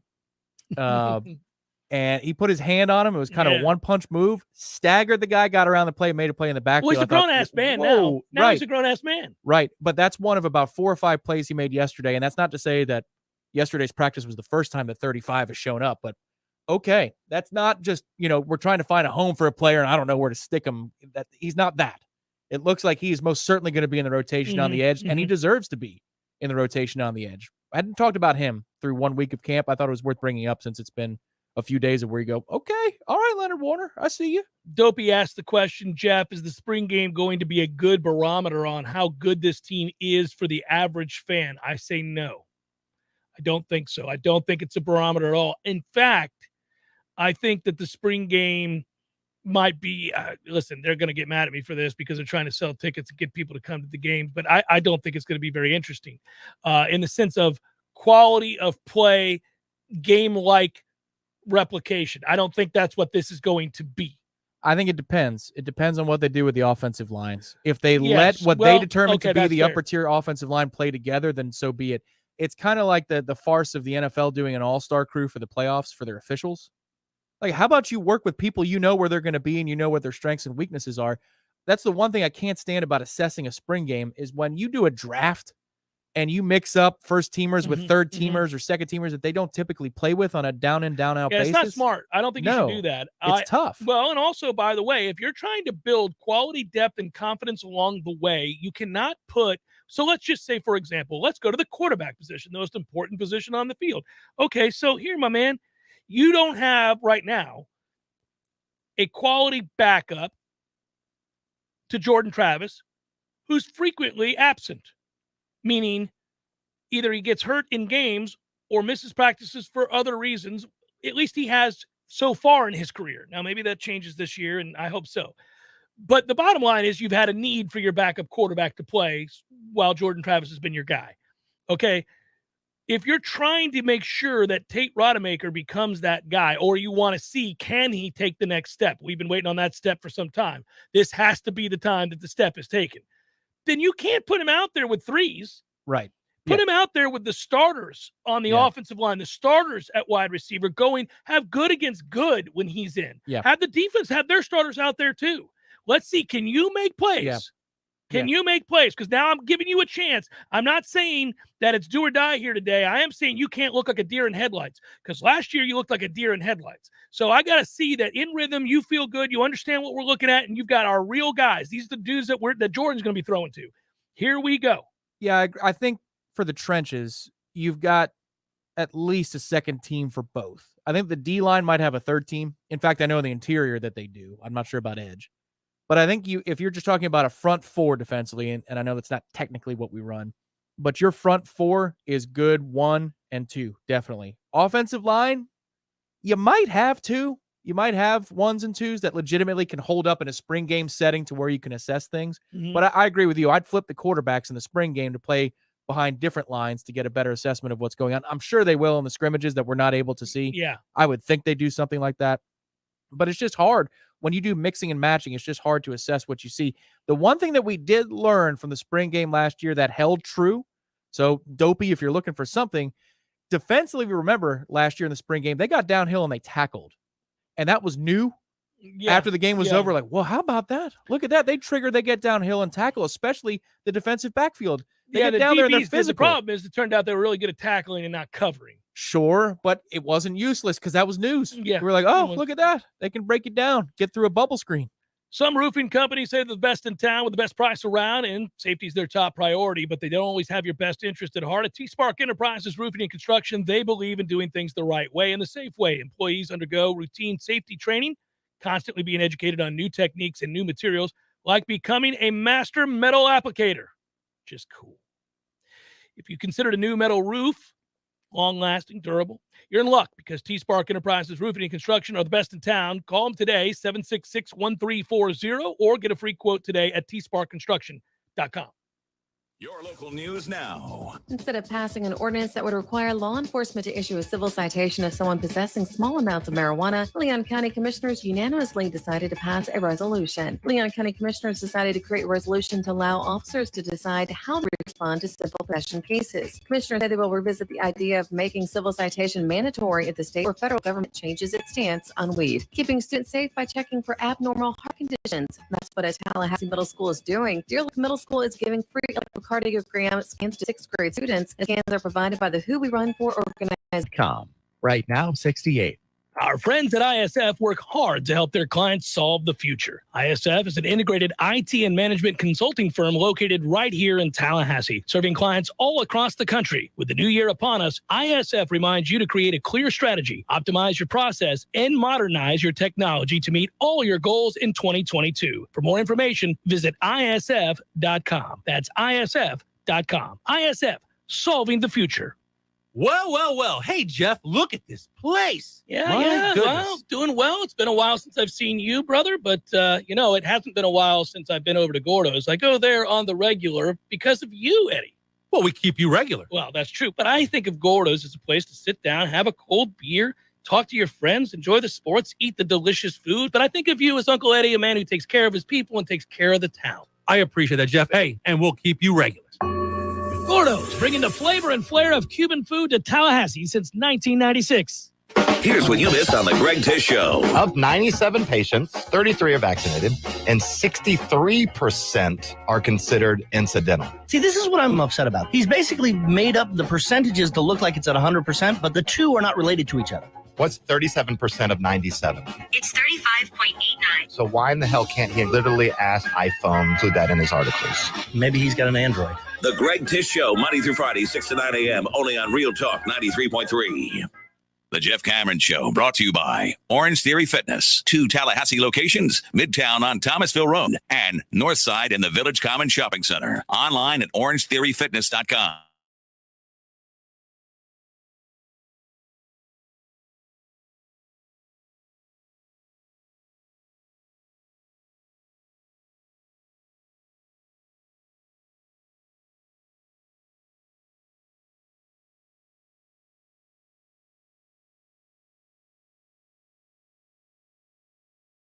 More life promotions going on right now, my friends at Orange Theory Fitness. Well, listen, the bottom line is this. You want to feel better. You want to be reinvigorated, rejuvenated. You want to feel good all day, every day. Hey, now, Orange Theory Fitness is a way to that end, right? You perhaps become a new member. First month is free with the purchase of a heart rate monitor, and you're off and running, quite literally. First class is always free if you want to experience it and get a feel for what it is you're going to be asked to do. Interval training works. It's science-based backed. And I obviously endorse it for the very reason that I use it and like it and know that it works. Orange Theory Fitness, 2 locations, Midtown and Northside. Check them out today, orangetheoryfitness.com. Okay. Debates about who's what. I see where Justin notes that he would like to see Steven Dix match his play regarding his body type. Never going to happen, Justin, never going to happen. That body type is one that every man here would like to have, or every football player throughout college football would like to have. But it doesn't translate necessarily to instincts and or fluidity of hips, and he doesn't have it. He's stiff. And because he's stiff, he'll never be an elite linebacker. The body suggests he should be. So I know you'd like to see it. I'd like to see it too. He's a hardworking young man who's still here. He is had to endure basically demotions at the position, and he didn't run away and hide. He didn't transfer. He didn't get passed over and decide this place is not for him, that he deserves better. No, he just continued to work hard. And so we root for kids like that. Good for him. I think that when you are that big and that strong, there are perhaps very specific, very narrow sets of parameters that could find success, that perhaps you could be put in a position in which you utilize said size and strength and speed straight ahead. If it's going to be a read and react, he's got no chance. If it's going to be flip your hips and go sideline to sideline, no, ain't going to happen. He's not that player, and he never will be. I think that's a fair assessment. Well, all right then. Yeah, but I'm rooting for him.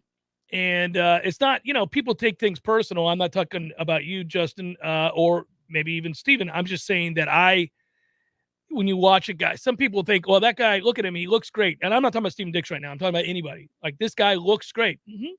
He does. I concur. He looks great. Man, God, to have those abs, to have those shoulders, those quads, whatever it is you're looking at, where you're like, it's impressive. It's an impressive dude. Doesn't mean he can play football.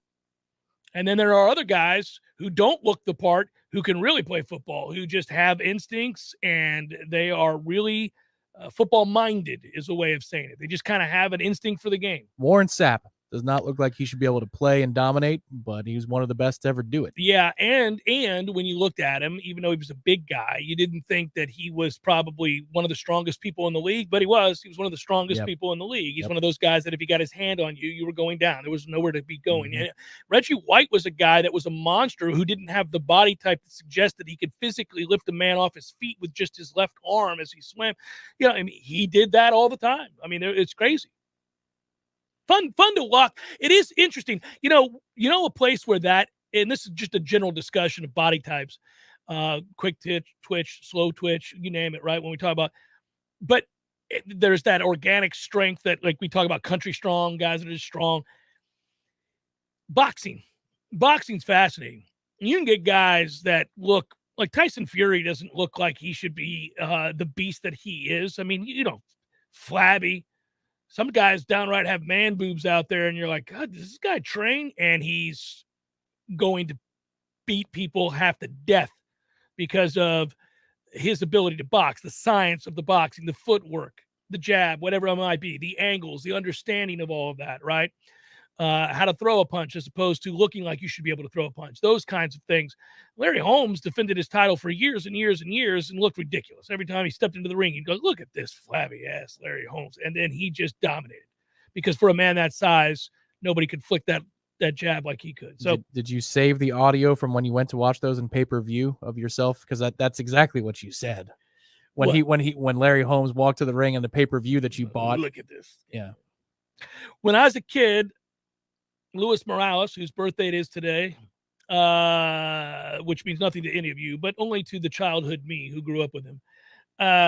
His dad would take us to watch said pay-per-view boxing matches where you would go to our local gym on 34th Street South in St. Petersburg, and that strip mall had a cinema, and they were the first to have those kinds of they're called closed circuit. Closed circuit, that's right. That was a term in my textbook when I was in college. Closed circuit television, buddy. That was a big to do.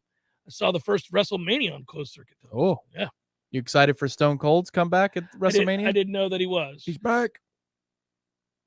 I don't know. No. I saw a commercial. Against Kevin Owens. Hey, I saw a commercial I like Kevin Owens. I saw a commercial the other day. My kids and I were sitting there, and I went, "There's no way that's possible." There's a wrestling group. I haven't watched wrestling in a long time. My kids kind of phased out of it, so I stopped watching. Plus, the storylines in WWE are ass. Sorry. Yep, they're too afraid. They'll go wrestle in Saudi Arabia, but they won't take on harder topics like they did in the 90s. And it's the ridiculous. best when they were just crossing lines everywhere. That's the way it should be. It's wrestling, for Christ's sakes. We get it. But here's the deal. I saw a commercial, and I think it's for a group called Matthew will know if I'm right or wrong here. AEW, is that something? There's an AEW wrestling. Yeah. Sting is in it. Yep. That can't be the real. Is that Oh, the it real is. Sting? Yeah, Is he like 65 years old out there? Yeah, probably. What are literally we so, yeah. doing? Come on, Sting. AEW's actually taking a little chunk out of the WWE. Because they're probably pushing the lines A little right? bit more. That's what they should do. Yeah. They ought to be stabbing people in AEW. If we want to make it fun with it, here, let's get people bleeding Let's out there go again. get 70-year-old Mick Foley back, and let's just start stabbing him. Oh, man. So you need to watch this one thing, and this isn't going to ruin it for you. It's Mm. funny. You'll laugh. But on Monday, Kevin Owens came out to Stone Cold's music. So people think because WrestleMania. Yeah, they hear the breaking glass. Right. So and people are freaking out, and it's Kevin Owens. He comes out in a bald cap wearing an Austin 316 shirt, and people go nuts when they see him because they just see a bald man, and then they realize. Yeah. And then they get really disappointed, and they started getting really angry and mad, and basically to the point where they're going to throw stuff. And he goes, "Nobody's coming." And then, boom, Stone Cold music goes. And then he did. People freak out. And nobody walks out. They cut to Kevin Owens. He's laughing in the ring. He goes, "You people, you fell for it again." That's the good stuff. Playing with the crowd like that. That's the best. Yeah, it is, but if you watch that, you'd crack up because the people are legitimately pissed. Not yeah. buying into the whole act. They're like furious.